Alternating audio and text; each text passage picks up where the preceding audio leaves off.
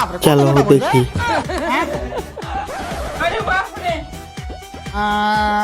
বাপরে এত মোটা বই যেতে হয় শালা স্কুলে পড়াশোনা প্রথম শালা মাস্টার হয়ে যেতে মনে হয় মজা পাই अबे साले খা দোস্ত খা খা কি পারবে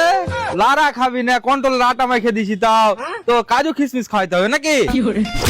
এই টাইম আবার কে ফোন করলে রে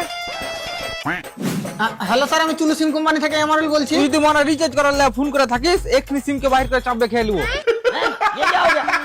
আরে স্যার আপনি 7 বছর 17 দিন হয়ে গেল এখন পর্যন্ত রিচার্জ কেন করছেন না কি ব্যাপার বে এক এক দিন মনে রাখছি তোর বহু সিম নাকি দেখুন স্যার আপনি খারাপ শব্দ ব্যবহার করবেন না এই কলের সমস্ত কথাবার্তা কোয়ালিটি পারপাসের জন্য রেকর্ড হচ্ছে হ্যাঁ ঠিক আছে পুরো রেকর্ডিং যখন হয়ে যাবে একটা সিডি গালা বাইরে করে দিয়ে যাস আমাকে যদি আপনি সিমে রিচার্জই করবেন না তো সিমটা ব্যবহার করে কি পাচ্ছেন মজা নেটওয়ার্কের ডান্ডা গালা দেখে না আমার মনটা না ঠান্ডা হয় হবে তুই যখন জন্ম নিস তখন কি তুই নার্সের হাত থেকে ছুটে পড়ে গেছিলি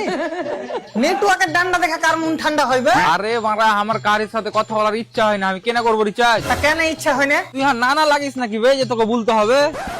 আর এমনিতে যখন আমার দাদার কথা বলার ইচ্ছা হয় তখন আমার সাথে ফোন করে কথা বলে লাই আরে স্যার আপনার সিমে রিচার্জ না থাকলে আপনার সিমে ইনকামিং কল বন্ধ হয়ে যায় আপনার দাদাও ফোন লাগাতে পারবে না আমি করলে লাগবে না আর দাদা করলে আসবে না তুই দিনে 36 বার ফোন করছিস তুই জাদু কর নাকি বে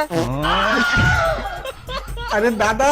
আমি কোম্পানিতে কাজ করি আমার কাছে কোম্পানির সিম আছে তার লাগি কল যায় কেন বে তুই হ্যাঁ দাদাকে যেতে লোক একদিন নাকি হ্যাঁ দাদা কোম্পানিতে কাজ করে আচ্ছা বাহ বাহ কোন নেটওয়ার্কের কোম্পানিতে কাজ করে নেটওয়ার্কের কথা বলতে পারবো না কিন্তু কোম্পানির নাম রকেট সাবান তৈরি করে